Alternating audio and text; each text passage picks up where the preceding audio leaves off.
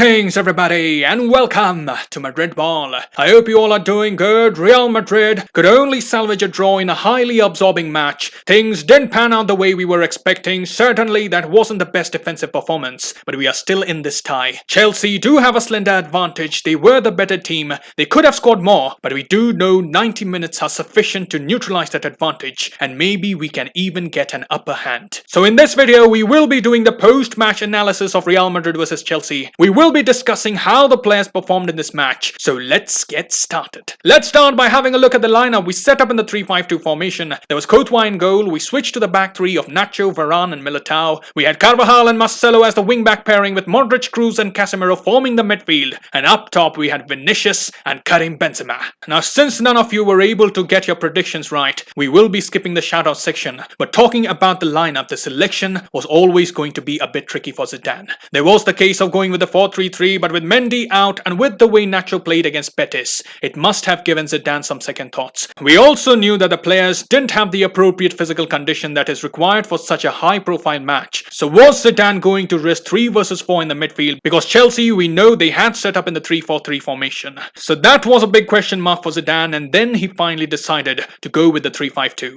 Now we have used this formation in La Liga, and you would understand why Zidane would go with that, because to say the truth, we have shown some quality football with that formation, and the onus was on us to take the game to Chelsea. We were the ones hosting the match, but the problem was, in the initial stages, Zidane was losing the tactical battle. Starting Marcelo in such a big game was always going to be a gamble, and I thought we had a very poor start to the game. In the early minutes, we were struggling to figure out what formation Real Madrid was setting up in. Have a look at this picture here. Kroos was at times playing the quarterback role, Marcelo was playing as a central midfielder, and it was chaotic for Real Madrid. And yes, Madrid did get better as the minutes went by, but Chelsea took advantage of those minutes of disorganization. They had a very good start to the game, they were looking more hungry, they were more athletic, they were the ones taking the game to Madrid, and Real Madrid were really struggling to cope up with the pace and the press of the Chelsea players. The lack of organization at the back saw Chelsea getting in far too often. They were getting in the right positions to score, they were winning the ball in good areas, and Real Madrid was struggling in defensive transitions. There was the instance in the 10th minute where Mason Mount had skipped past Militao. He goes on a superb run, Modric was chasing, but he was never going to catch him. The deflection then falls for Pulisic, who sets up Timo Werner with only the keeper to beat, but Courtois, just like always, he keeps saving Real Madrid. Timo Werner should have scored for the amount of money that Chelsea have paid for him, but Courtois has been consistently performing at a very high level, and it was a brilliant save from very close range. But talking more about Chelsea, as we had expected, out of the two defensive midfielders, Kante was going to be the more dynamic one. He was there winning the ball, he was going on those forward runs, he was releasing the ball for the attackers running in behind, and what a brilliant game he had. He was on top of his game. Kroos, Casemiro and Modric, all of them were struggling to handle the ball of energy that Kante was on the night, and rightfully he did pick up the man of the match award. But talking about our midfielders, it was a really odd game for them. I didn't think any of Kroos, Casemiro and Modric were playing at the high level that we are accustomed to seeing them play at. Modric was visibly out of the game in the first half. He was not able to cope up with the pace of the Chelsea players. You talk about Kroos, he came back from injury and he was a bit better than Modric, but we expect much more from Kroos in these big nights. And lastly, talking about Casemiro, he was physical at times, but he was giving away the ball far too cheaply. 12 times he lost possession in the match, and definitely we have noticed in the past years, if Kroos, Casemiro and Modric are in top form, it's difficult for the other teams to take control of the game. But since all of them weren't really at it, Real Madrid struggled massively. It did get better in the second half, we can give them credit for that, but it was a pretty average performance from them. So we can say the first half was poor for Madrid, and it could have been disastrous had Chelsea been better with their chances. They did get the goal through Pulisic. It was a brilliant ball over the top from Rudiger. Nacho and Varane both were caught ball watching. Pulisic receives the ball, Courtois came out to clear the danger, but Pulisic was calm. He was composed, he left Courtois stranded, and in the end the shot takes a deflection into the back of the net. And at that point of time, the way things were going, it was looking like Real Madrid were going to concede, which they eventually did. But as we have seen multiple times over the past 3 years, whenever Real Madrid needed a man to bail them out with goals, Benzema take responsibility. He knows the entire Madridista community is looking up to him to get goals. He is a savior more often than not, and this time again, King Karim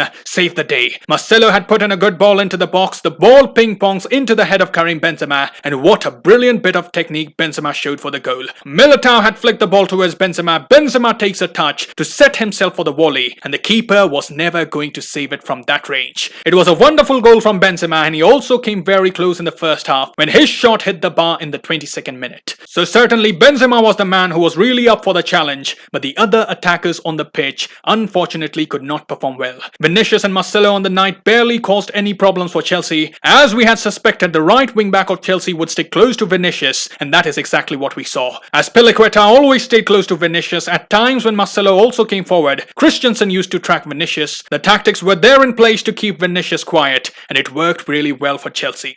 So overall, I am very disappointed with Marcelo and Vinicius. Both had the responsibility to give Madrid the cutting edge in attack, but both ended the match with very poor stats. Now talking about the second half, we can say Real Madrid were much better in this half. The tempo of the game wasn't as quick as it was in the first half, and I thought that suited Real Madrid very well. Modric and Kroos were dropping deep to get the ball. We had more control of proceedings, but we weren't really able to test Mendy too much. Defensively as well, you can see in this picture we had set up in the 5-4-1 formation, and we were able to prevent Chelsea from causing much damage. But if we continue to talk about the defense in this game, Militao had another solid performance. He was the best defender on the night. He had 7 tackles, 3 interceptions, 4 clearances, and he was playing passionately. He was the most solid defender on the night, but the rest were not convincing. Carvajal looks like he's still trying to find his best level. He didn't offer much in the final third and was guilty of misplacing a few passes, so we would be needing Carvajal to regain form very soon. Nacho and Varane, both of them look shaky at times. They were caught out of position a few times, and Marcelo, it's been clear for a long time, defensively, Marcelo doesn't offer much to Real Madrid. The substitutions as well didn't affect the game much. We were expecting Hazard to come alive against his former club, but he was pretty ordinary on the night. Neither could Asensio create any threat, and towards the final 15-20 minutes, it was looking like both Real Madrid and Chelsea were looking to settle for a draw. Chelsea had the away goal that they needed, Real Madrid got the equalizer, and would have liked to take an advantage to London, but there wasn't much left in the tank. So the overall performance was not at all convincing. We could have done better, but the team definitely needs some fresh legs. We are expecting Mendy, Valverde, Ramos and Hazard to be ready for the second leg, and that surely would be a major boost for Zidane. Valverde and Mendy, especially the two of them returning to the lineup, would be making a big difference. So let's hope we can get some positive news regarding them very soon. It would be interesting to see how Zidane lines up against Osasuna. Will he be resting a few players there, or would he be gunning for La Liga as well? We'll have to wait and watch. But obviously the Champions League second leg is set up very well. We are still in the tie. We would be needing to draw first blood in the second leg, but we can still be hopeful of getting a good result in England. So that is my analysis of the game, and let's conclude this video by listening to the thoughts of Zinedine Zidane from the post-match press conference. Assessing the result that Real Madrid conjured, he said, "It's a fair result. It's true that we weren't at our best in the first half. We struggled with the press, but we changed things and performed far better after the break. We faced a very quick and good side, particularly their forward players, and it's ultimately a fair result." He further said, "We play again on Saturday and we have to be in good shape for the return leg because tonight's game was very evenly matched. That's what we'll be up against at their place. I'm sure the return leg will be tough and we're going to have to manage the players' game time. There's no question about that." Then Zidane was asked for his thoughts on the performance of Benzema, but Zidane just didn't praise Benzema, but he also appreciated the effort the other players put in.